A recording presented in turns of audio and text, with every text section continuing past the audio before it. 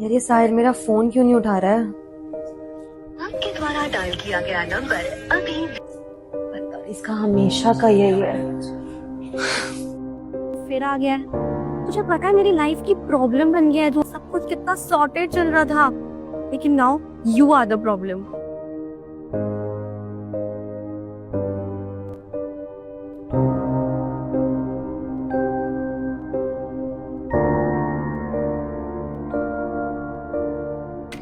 साहिल भाई आजकल मेघा के साथ नहीं घूम रहे?